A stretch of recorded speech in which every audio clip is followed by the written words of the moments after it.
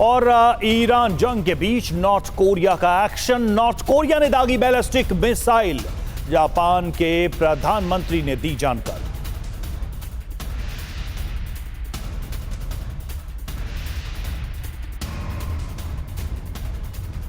और एक और बड़ी खबर, ईरान में अभी अभी इजराइल की तरफ से एक और बड़ा हमला हुआ है। सिरजान शहर में इजराइल और अमेरिका ने बमबारी की है और इस बमबारी के बाद सुने गए हैं जोरदार धमाके। ये देखिए आप, ये बताया जा रहा है कुछ देर पहले ये हमला हुआ है, ताजा हमला। और सबसे पहले TV9 भारतवर्ष पर हमले की ये तस्वीरें, धमाकों के बाद धुआं उठता हुआ नजर आ रहा है। आप समझ सकते हैं ये हमला कितना बड़ा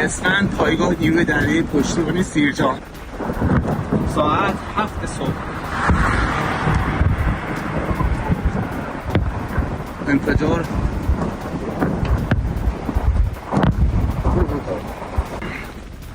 اسفند پایگاه نیروی دریایی پشتیبانی سیرجان ساعت 7 صبح यूएई में तेल रिफाइनरी पर drone attack. Fujairah oil refinery पर हमला हुआ। ड्रोन हमले के बाद रिफाइनरी में आग लग गई। और एक और बड़ी खबर, यह खबर लेबनान में इजराइल के हमले से जुड़ी हुई है, क्योंकि इजराइल ने यहां एक और बड़ा हमला किया। अल नबा में हमार टावर पर हमला किया गया और इस हमले के बाद टावर में लग गई भीषण आग। ये देखिए आप, तस्वीरें आपके सामने। هاي جزات البناية ضربوها امبارح، هلا ضربوا الطابق اللي تحته، صار مرة مقويين للضربة أكثر.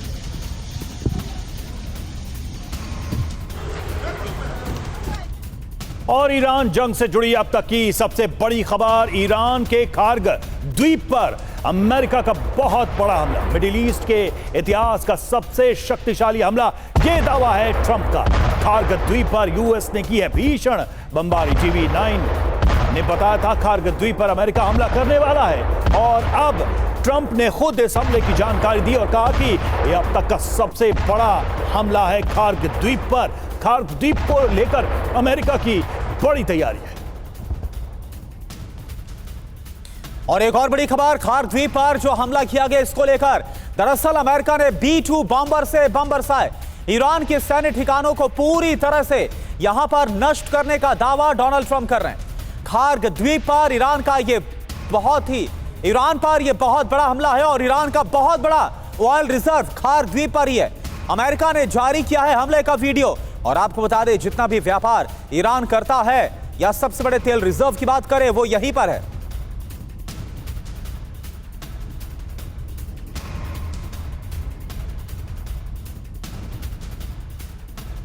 तो ईरान के खार्ग में तबाही, यूएस की भीषण बमबारी, B-2 बम वर्षक विमान का इसमें इस्तेमाल किया गया, ये जानकारी सामने आ रही है। लगभग 2 घंटे तक धमाके होते रहे इन हमलों में और 907 किलो बम गिराए गए हैं, ये भी जानकारी सामने आ रही है। खार्ग द्वीप पर हर सैन्य टारगेट तबाह हो गया, ये जानकारी TV9 आपको दे रहा है। लगभग 2 घंटे तक धमाके हुए, द्वीप पर भूकंप जैसी कंपन और ईरानी अर्थव्यवस्था की रीढ़ है खार्ग, जिस पर यह हमला किया गया। 90% क्रूड ऑयल एक्सपोर्ट होता है यहां से। खार्ग से आता है अर्थव्यवस्था का 40% बजट। खार्ग से लोड होता है ईरान का कच्चा तेल। अभी तेल टर्मिनल टारगेट नहीं है, यह ट्रंप ने कहा है। हॉर्मुज को लेकर दबाव बनाने की यह रणनीति है। हमारे साथ इस वक्त हमारे खास मेहमान भी जुड़ चुके हैं।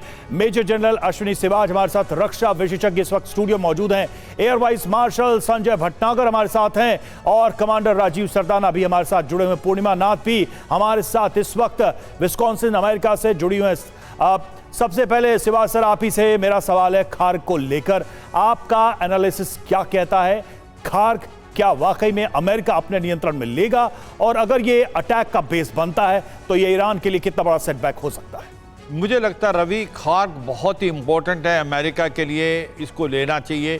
क्योंकि सच्चाई है कि ईरान का अगर आप देखें, ये रीढ़ की हड्डी है। यहीं से डिपो रिजर्व जो ऑयल के यहीं पर है और यहीं से ये ज़्यादातर तेल चीन को भी यहीं से जाता है। अगर अमेरिका इसको लेने में कामयाब होता है तो ये लॉन्च पैड होगा मेन लैंड ईरान के ऊपर हमला अगर करना चाहता है अमेरिका। अगर इसको पकड़ लेता है तो ये mouth of straight of Hormuz में है। इसका मतलब स्ट्रेट ऑफ हॉर्मुज को कंट्रोल करना आसान हो जाएगा अमेरिका के लिए, क्योंकि उसको नेवल फ्लीट लेके आ रहा है, वो भी चाहिए। मगर अगर ये खार्ग आइलैंड आ जाता है, मुझे लगता है it is a beginning of and, और ये बहुत ज़रूरी है। इसीलिए अगर आप देखें कि वहाँ से जो पैसिफिक आइलैंड से लेके इंडो पैसिफिक से इन्होंने जो नेवल मैरीन्स को बुलाया है, मुझे लगता है इसी टास्क के लिए बुलाया है और ये डूएबल है, ये करना भी चाहिए और मुझे लगता है अमेरिका इसको करेगा। और ये ऐसा नहीं है जो कि दलदल में फंसने वाली बात है, मेनलैंड नहीं है, इसमें एम्फीबियस ऑपरेशन है और इसके लिए मुझे लगता है अमेरिका के ट्रुप्स बहुत कामयाब हैं। और दूसरा, इसके लिए फायर पावर जो है वो एयर पावर का इस्तेमाल होगा और मुझे लगता है कुछ एक दिनों में आपको पता चलेगा खार्ग आइलैंड जो है अमेरिका ने ले लिया, क्योंकि Kharg island is a key to the problem of state of Hormuz. अगर खार्ग आइलैंड अमेरिका ले लेता है तो स्टेट ऑफ हॉर्मुज को खोलना उसके लिए आसान हो जाएगा। आज की तारीख में स्टेट, ठीक है, यानी सर सवाल यही है कि क्या अगर खार्ग आइलैंड ले लिया जाता है तो लगातार जो दबाव डोनाल्ड ट्रंप सरेंडर का बना रहे हैं वो दबाव और ज्यादा काम करेगा क्या? एक और बड़ी खबर, यूएई में अल दफ्रा एयरबेस पर हमला हुआ है। हमले के बाद एयरबेस की तस्वीरें सामने आई है। यूएस बेस का आधा हिस्सा तबाह हो गया। एयरबेस पर दिखा है 10 मीटर गहरा गड्ढा। ईरान ने खुर्रम शहर मिसाइल से हमले को अंजाम दिया। यह देखिए आप। और मोसाद एजेंट्स के खिलाफ ईरान का एक्शन, एक साथ कई प्रांतों में छापेमारी की गई है। मोसाद एजेंट्स को निशाना बनाया गया। इस कार्रवाई में ईरानी एजेंसी ने जारी किया है वीडियो। और वहीं खार द्वीप पर जो हमला हुआ इसके बाद ईरान भड़क गया है। हमले के बाद ईरान की बारूदी धमकी, यूएस के जो ऑयल इंफ्रास्ट्रक्चर है उसको खाड़ी देशों में तबाह कर देंगे, एनर्जी साइट्स को राख में बदल देंगे। ईरान इस कदर गुस्से में है, आग बबूला है खार पर हमले के बाद।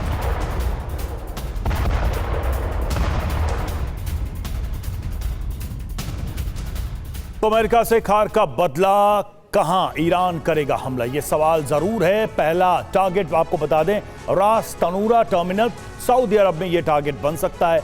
ईरान से इसकी दूरी आप देखिए 400 किलोमीटर की दूरी बताई जा रही है। हमला कैसे संभव है? शायद 136 ड्रोन का इस्तेमाल इसमें हो सकता है।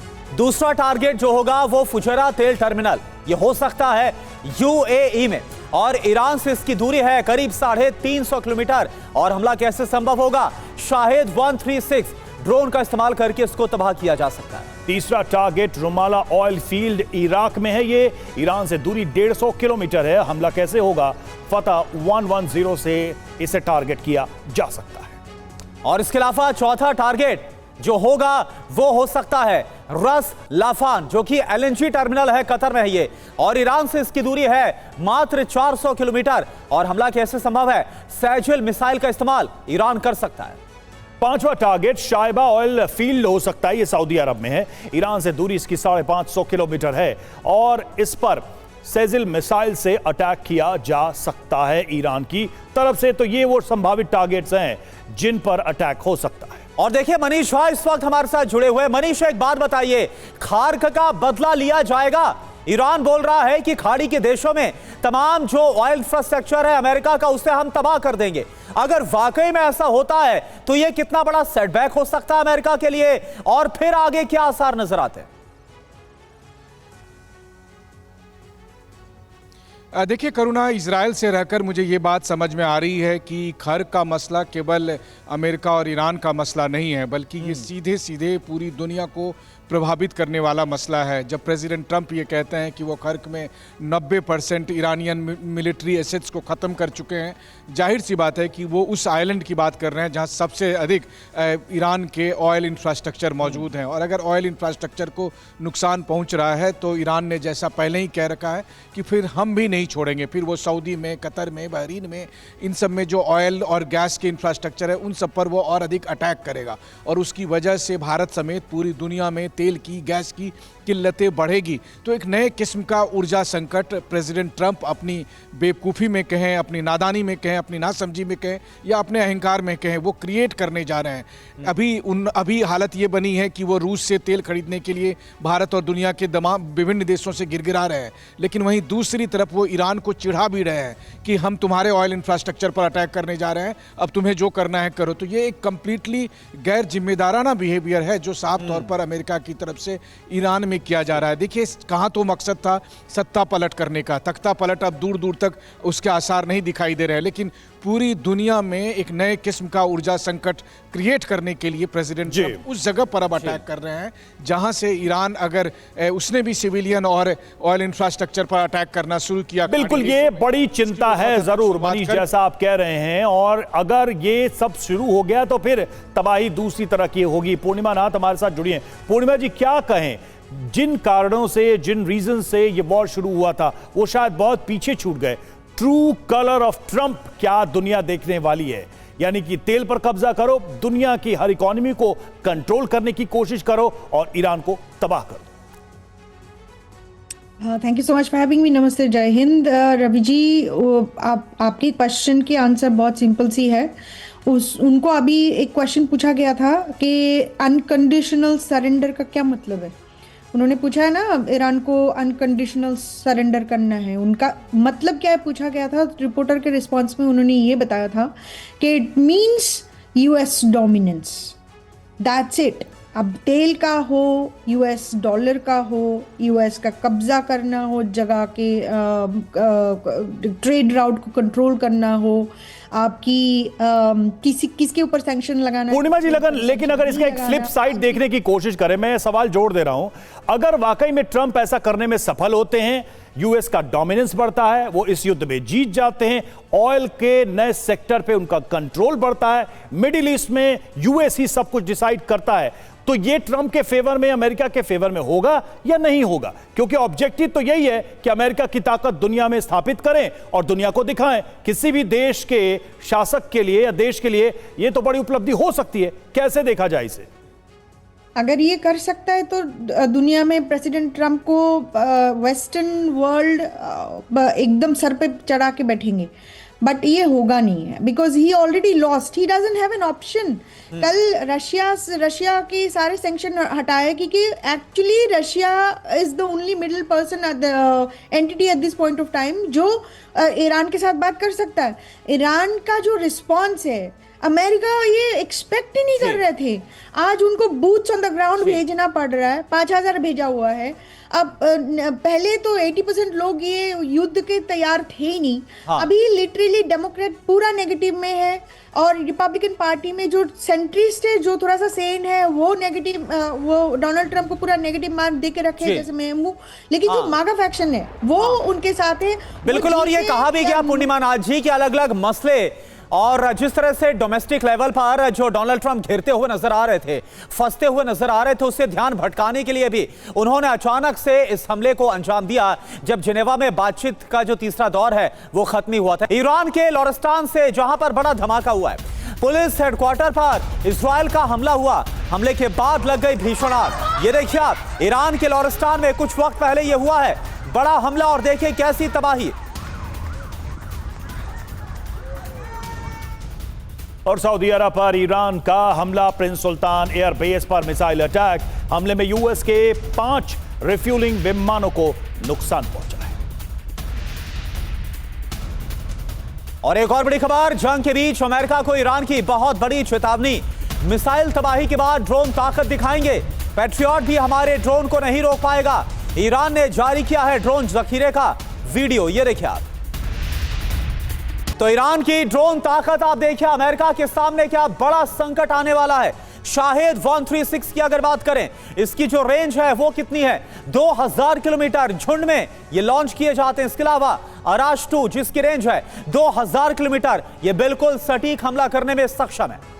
बिल्कुल, और देखिए इसके अलावा मुहाजेर 6 ये 12 घंटे लगातार उड़ सकता है, 4 गाइडेड बम ले जाने में यह भी सक्षम है, सर्विलांस प्लस स्ट्राइक दोनों में यह सक्षम बताया जा रहा है। और शायद 129 400 किलो पेलोड ले जाने की ताकत है इसकी। ईरानी सेना का मुख्य मल्टी रोल ड्रोन है ये।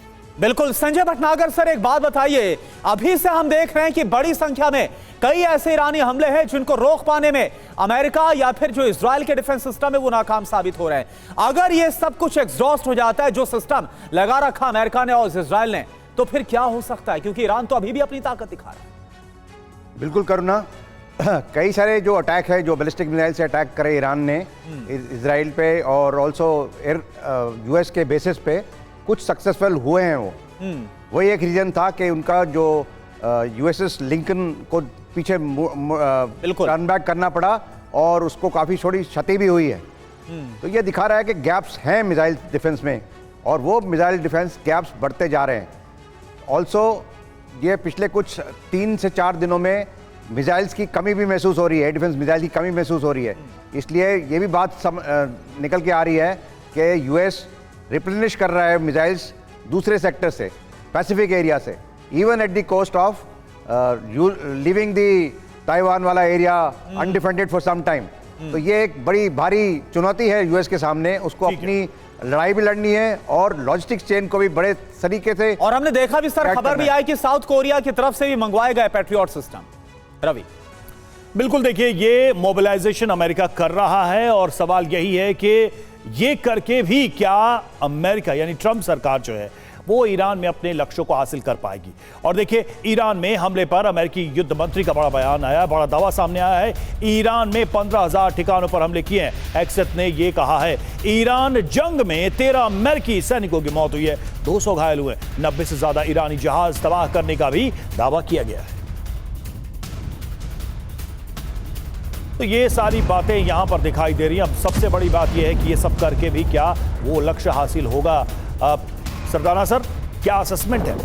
इतनी सारी ताकत जुटाकर भी अगर अमेरिका नहीं वो लक्ष्य हासिल कर पाता, यानी कि रेजिम चेंज करने का लक्ष्य, एटमी जो ताकत है उसको न्यूट्रलाइज करने का लक्ष्य, तो क्या होगा? देखिए, सिर्फ एटमी ताकत को नष्ट करना ही उनकी एम नहीं लग रहा। उनकी एम था कि इस पूरे एरिया पे कब्जे करने का। और जिस तरीके से अमेरिका ने अटैक किए हैं, 900 अटैक पहले दिन, ये कैसे मुमकिन थे? ये सब इसलिए मुमकिन थे क्योंकि वो आर्टिफिशियल इंटेलिजेंस का भी इस्तेमाल कर रहे हैं, पिन पॉइंट टारगेट्स पे कर रहे हैं, 90 जहाज उड़ा दिए हैं ईरानियन नेवी के। तो मुझे लगता है जो अमेरिकन कैंपेन रहा है बहुत ही सक्सेसफुल रहा है।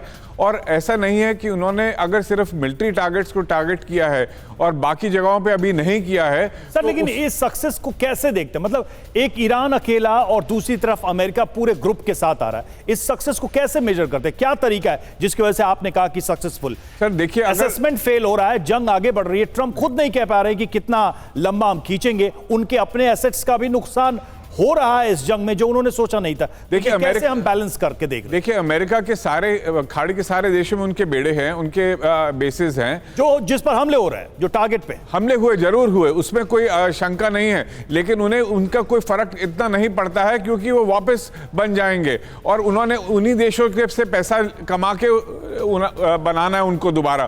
तो जो फाइनेंशियल लॉस है उनको कोई फर्क नहीं पड़ता। जहां तक बात है कि उनके भी एम्यूनिशंस खत्म हो रहे हैं, उनका भी वो कम पड़ रहे हैं, डिफेंडर मिसाइल्स कम पड़ रही हैं, वो सब चीजें उनकी इंडस्ट्री है, डिफेंस कॉम्प्लेक्स है, तो उनको उसको दोबारा बनाने में या हालांकि सर एक चैलेंज तो है, चुनौती है कि उसको फिर से रिप्लेनिश, चैलेंज जरूर है, उसको वहां पर उसी मात्रा में पहुंचाना, ये अपने आप में एक चुनौती है। सर एक बड़ी खबर का रुख कर रहे हैं, इसलिए आपको रोक रहा हूं मैं। ईरान समर्थक मिलिशिया का हमला हुआ है। मिसाइल हमले के बाद भारी तबाही मची है।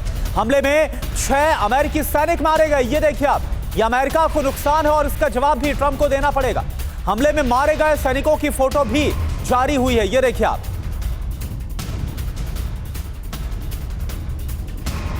तो ये वो अमेरिकी सैनिक है जिनकी तस्वीर को जारी किया गया है और जो हमले किए गए अमेरिकी बेसिस पर, उसमें इन सभी अमेरिकी सैनिकों की मौत हुई।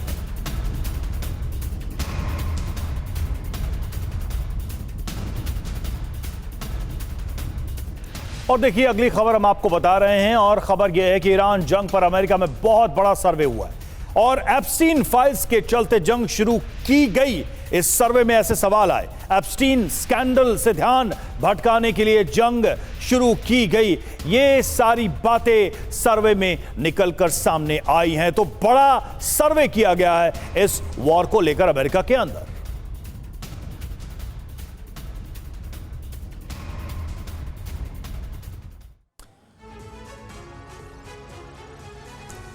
तो आप देखिए, जेफरी एप्स्टीन के साथ नजदीकियां, करीबियां और उनके साथ तस्वीरें और एप्स्टीन फाइल को लेकर तमाम बड़े खुलासे। आखिरकार क्या सर्वे सामने आ रहा है?